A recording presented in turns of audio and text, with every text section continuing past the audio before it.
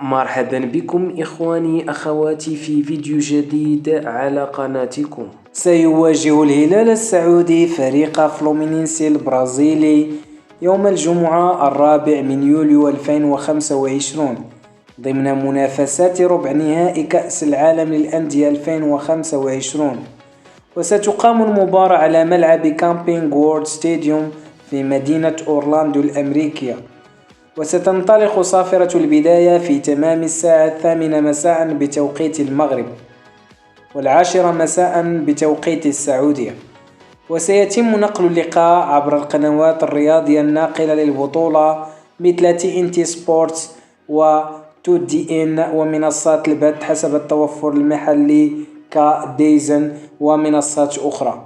هذا كل ما يتعلق بفيديو اليوم، نلتقي في موعد آخر إن شاء الله.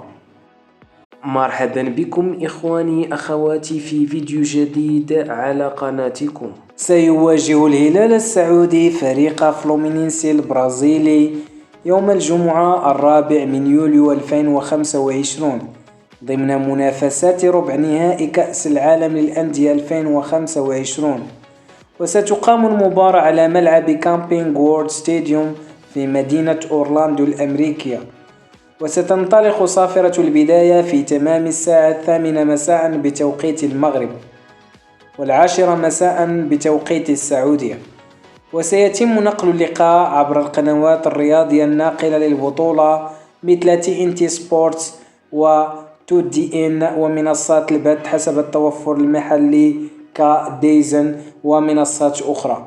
هذا كل ما يتعلق بفيديو اليوم، نلتقي في موعد آخر إن شاء الله.